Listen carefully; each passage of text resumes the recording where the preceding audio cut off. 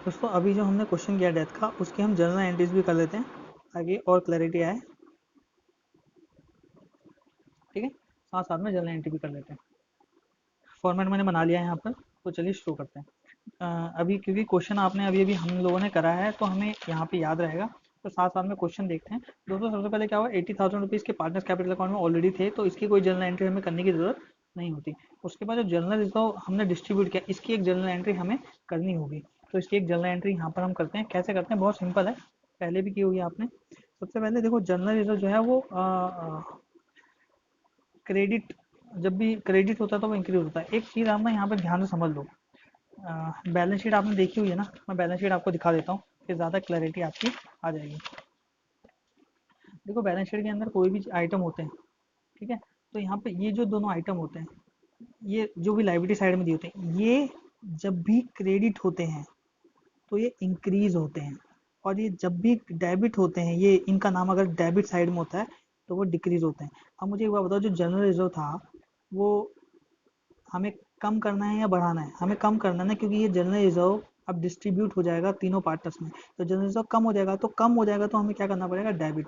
और यही रूल जो मैंने आपको इससे समझाया, असर साइड के लिए ये उल्टे होते हैं। जब भी इनमें से कोई भी आइटम इंक्रीज होता है तो डेबिट होता है, यानी ये इंक्रीज, ये कब इंक्रीज होता है, जब क्रेडिट होता है। जबकि जो असर जो इंक्रीज होती है वो जब इंक्रीज होती है तो वो डेबिट होती है, और कम होती है तो क्रेडिट होती है। तो बस यही चीज़ ध्यान रखनी है। तो जनरल रिजर्व यहाँ पे कम हो रहा है, तो जनरल रिजर्व अगर कम हो रहा है तो आप यहाँ पे लिखोगे जनरल रिजर्व अकाउंट, डेबिट करेंगे क्योंकि जनरल रिजर्व को कम करना है, लेकिन हमें पार्टनर्स को इंक्रीज करना है। अब सेम वही चीज़ है, अगर हमने यहाँ पे जनरल रिजर्व को कम करा तो पार्टनर्स को हमें इंक्रीज करना है। तो पार्टनर्स को इंक्रीज करने के लिए हमें क्या करना पड़ेगा, क्रेडिट करना पड़ेगा। ठीक है, तो पार्टनर्स को क्रेडिट करो। तो तीनों पार्टनर्स का नाम क्या था वहाँ पे, अखिल, निखिल और,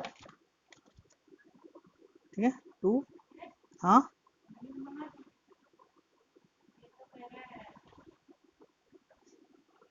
तो यहाँ पर जो है अखिल्स capital account, Nikhil's capital account और सुनील कैपिटल अकाउंट। ठीक है, तो यहाँ पे टोटल 45,000 था, और इनका शेयर जो था वो इक्वल था, तो इनको 15,000, 15,000 और 15,000 हम यहाँ पे लिख देंगे। ठीक है, तो जैसे ही हमने 15,000 15,000 यहाँ पर लिख लिया, अब क्योंकि मैं हम यहाँ पर बाकी पार्टनर्स का कैपिटल अकाउंट तो बना नहीं रहे, तो सिर्फ हमने इसी का बनाया, तो इसलिए यहाँ पे 15,000 लिख दिया। नेक्स्ट है प्रॉफिट एंड लॉस सस्पेंस।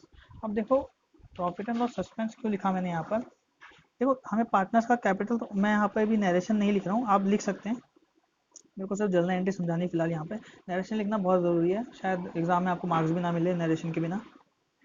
तो यहाँ पर नेक्स्ट एंट्री हमने क्या करता, प्रॉफिट एंड लॉस सस्पेंस बांटा था।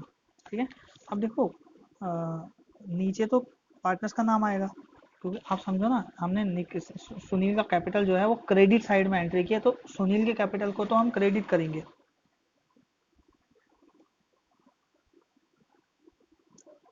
है, लेकिन ऊपर क्या आएगा, क्या चीज़ मिली है उसको, प्रॉफिट एंड लॉस मिला है। सस्पेंस इसलिए लिख रहे हैं क्योंकि अभी तक हमने प्रॉफिट एंड लॉस अकाउंट बनाया ही नहीं है इस साल का, अचानक से उसकी डेथ हो गई है, तो तब तक हमने एडजस्ट करने के लिए सस्पेंस लिखा हुआ है। तो यहाँ पर प्रॉफिट एंड लॉस सस्पेंस लिखकर कितना मिला उसका प्रॉफिट, 20,000 रुपीज़, तो 20,000 रुपीज़ आप लिख देंगे। ठीक है, नेक्स्ट।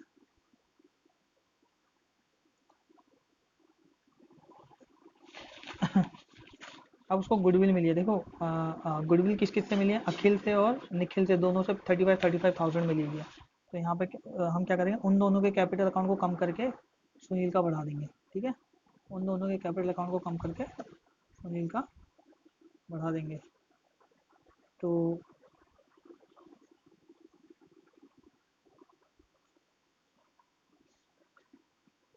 अखिल कैपिटल अकाउंट,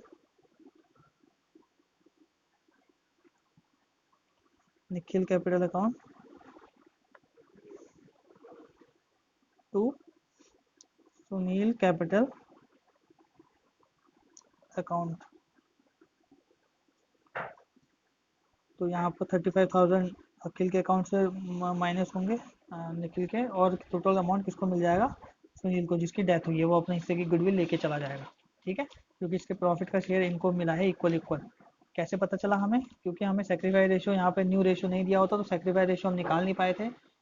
हमेशा याद रखना, गुडविल सेक्रीफाइस रेशियो में ही बढ़ती है, चाहे कुछ भी हो जाए, ठीक है। जो बैलेंस शीट के अंदर दी होती है वो नहीं, जो नीचे अलग से दी होती है, ठीक है। और सेक्रीफाइस नहीं दिया होता तो हम ओल्ड रेशियो को ही सेक्रीफाइस रेशियो मान लेते हैं, चाहे आप एडमिशन का क्वेश्चन कर रहे हो, चाहे आप रिटायरमेंट का क्वेश्चन कर रहे हो। और अगर ये चीज़ समझनी है तो हमारी प्रीवियस वीडियो आप देख सकते हैं। इंटरेस्ट ऑन कैपिटल, ठीक है, इंटरेस्ट ऑन कैपिटल मिला है, तो यहाँ पे आप लिख दो सीधा। नीचे तो सुनील कैपिटल अकाउंट लिखेंगे, सुनील कैपिटल, शायद आपको दिख नहीं रहा होगा, Sunil capital account debit, sorry यहाँ पर लिखेंगे हम इंटरेस्ट ऑन कैपिटल, 1600 रुपये है आपका, 1600 रुपीज़, ठीक है। ये एंट्री हो गई हमारी। ये नेक्स्ट, अब क्या हुआ, इसको हमने पेमेंट करी है, कितने रुपए का पेमेंट किया? 50,000 रुपीज़। तो जो 50,000 रुपीज़ हमने पेमेंट किया, तो आप यहाँ पे देखोगे हमने एंट्री इसके कहाँ पे की है? डेबिट साइड में। तो डेबिट साइड में की है तो सुनील का कैपिटल अकाउंट डेबिट हो जाएगा, ठीक है। तो सुनील का कैपिटल अकाउंट डेबिट होने का मतलब है कम हो जाएगा। क्यों कम हो जाएगा? अब इसके कैपिटल अकाउंट में कम पैसा बढ़ेगा, क्योंकि हमने उसकी पेमेंट कर दी। वही आप समझो ना, हम जितनी पेमेंट कर देंगे उसको, उतना हमारा ऊपर लायबिलिटी कम हो जाएगी। तो टू कहाँ से करी हमने? बैंक से पेमेंट करी है 50,000 रुपीज़, ठीक है। ये हमारी, अब इसके बाद एक लास्ट एंट्री और है, वो है एग्जीक्यूटर अकाउंट। दोस्तों जो भी उसका बैलेंस बचेगा, इसमें क्या बोला है, क्वेश्चन एक बार हम देख लेते हैं। क्वेश्चन में लिखा हुआ है कि the balance to remain to his loan account, loan account में डाल दो, ठीक है। या फिर एग्जीक्यूटर लोन अकाउंट, यहाँ पे मैंने जो नाम लिखा है वो चेंज भी कर सकते हैं आप। यहाँ पे एग्जीक्यूटर्स लोन अकाउंट या सुनील लोन अकाउंट, कुछ भी आप लिख सकते हैं। तो मैं यहाँ पे फिलहाल एग्जीक्यूटर अकाउंट लिख रहा हूँ। तो आप हम यहाँ पर क्या करेंगे, बाकी जो अमाउंट है नहीं, उसके सारे कैपिटल को ख़त्म कर देंगे, है ना। आज के बाद वो पार्टनर आनी है तो उसका कैपिटल अकाउंट भी नहीं रहेगा। तो यहाँ पे लिखेंगे आप सुनील कैपिटल अकाउंट को पूरा ख़त्म कर दो। जो भी बैलेंस बचा था, कितना बैलेंस बचा था? 1,36,600। इसको ख़त्म करके हम कहाँ डाल देंगे? तो सुनील एस पी लिखना है, एग्जीक्यूटर अकाउंट 1,36,600,